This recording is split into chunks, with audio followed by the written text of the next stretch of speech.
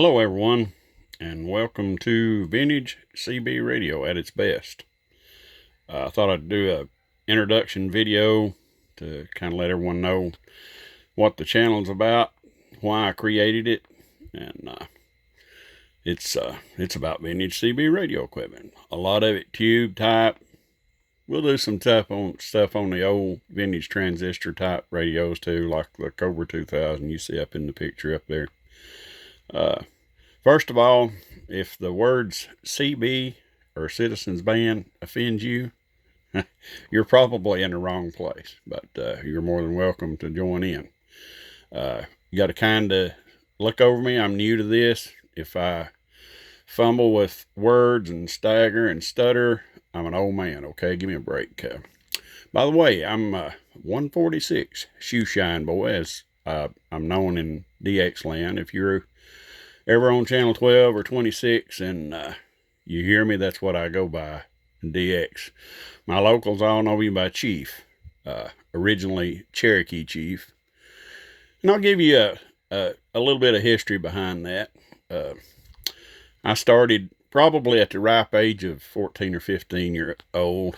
My brother actually got my mom and dad into it, and if you see the little Johnson Messenger on the bottom left in the video, that radio has a special meaning, because that radio, one just like it, was what I started out on.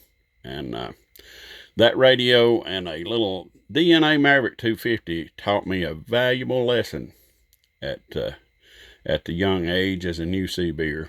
And folks, if you're new to this and you think you can get into one of these radios and buy it and restore it, think again. Do a lot of research. These radios, the biggest part of them have over 400 volts, DC volts, going through them, and them, I'm telling you, it will hurt you, and it will hurt you bad. But that radio, I'll get into it a little bit later on, but a good friend gifted me that radio. He and I were talking one night, and we got on the subject about the first radios that we ever talked on, and that one showed up at my doorstep. So, when I die, it'll probably be out here in the shack, sitting on the shelf by itself. But the Tram Titan that you see in the bottom right was actually one similar to the one at my brother his first base station. Anyone that knows me around Southeast Tennessee area where I live knows that I'm partial to Tram radios, and that's what got me started. The crystal clear plate modulated audio that not only these radios but any tube type radio provide. And you can see the Tram D201A up in the top. But in the beginning, we'll start from there since this is the beginning of a new channel. The Blackface Johnson up above the Johnson Messenger 223. That was one of the original eras of the beginning of the Citizens Band radio. It only had 8 channels. A lot of people had those and the Blackface Johnsons, and the reason they call them Blackface, you can see the black grill on them. Originally, those radios had a microphone that was pre-wired that came out of the bottom of the mic. Somebody has drilled a hole in that one and put a 4-pin Cobra mic plug on it. All these are working radios, by the way. The little amplifier, the Courier, that you see sitting on top of the Tram Titan, is a working mobile tube type amplifier. Belongs to a friend of mine. He brought it to me to check it out, and it works fantastic.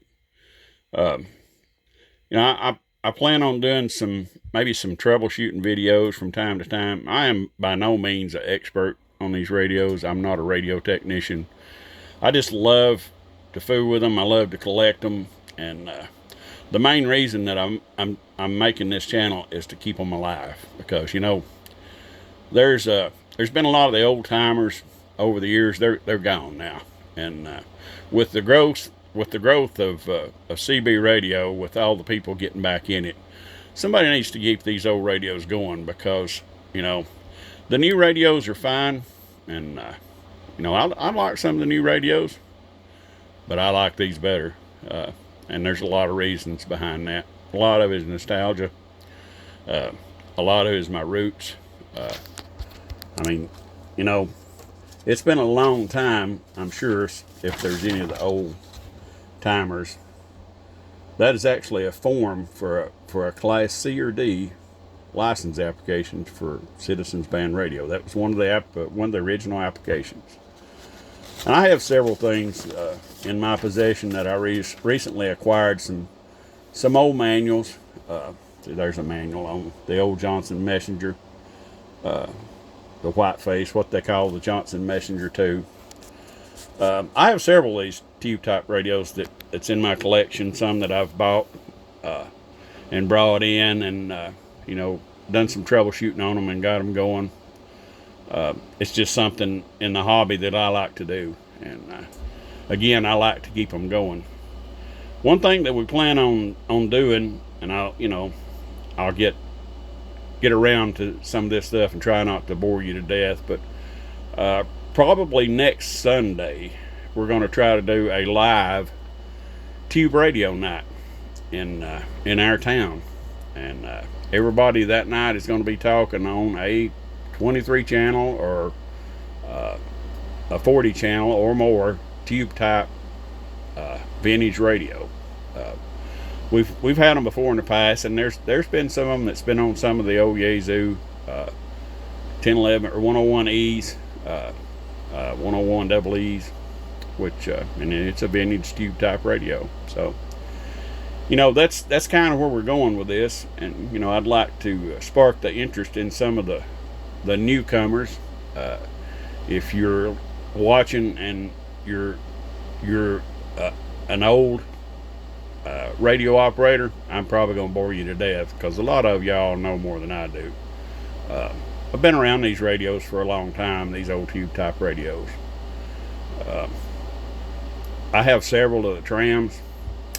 I also have a D201 down here that I've been working on, that I purchased from a friend of mine. She was one of my mother's best friends right after we first started. She actually started on a T-Berry, a 23 channel T-Berry, and my brother kind of enticed her with the audio of that tram and the way it sounded, to buy a tram, and she bought a brand new tram D201, and I bought it and the Silver Eagle that you see on top of the Tram Titan, and a DNA Maverick 250 from her before she passed away. But that's a little bit about where we're going, and like I said, I'm going to try to do some troubleshooting videos. We're going to do some live radio feeds. May not necessarily be on tube type radios. Maybe the vintage Cobras. I have a vintage T-Berry transistor radio that's in really good shape, and I also have a vintage Cobra 86, a little small cracker box radio that I like very well. But if you look close behind those microphones on that shelf, you'll see a Striker 655 upon the shelf. That shows you that I don't have anything against them. They're not my preference of a radio. But anyway, I guess that's going to do it for this introduction. Hope I didn't bore you to death. I hope you'll hang around and come back and watch some more of the videos. Like I said, for the newer people, any questions that I can possibly answer, I'll try. But again, I'm no expert. But if you get one and decide you want to restore it, if you find one on eBay, there's a few things that you do need to look for. If it has the original microphone with it, and it's in pretty good shape, like this Titan in front of me, chances are it's a pretty good radio and somebody's took care of it. Just look at the pictures real close, and above all, look at the price. If they're wanting an ungodly amount, a lot of times you can find one cheaper. But anyway, Good evening to y'all from Southeast Tennessee. Been a pleasure, and I hope you enjoyed the video. Till next time, shoe shine, boy. We're gone now.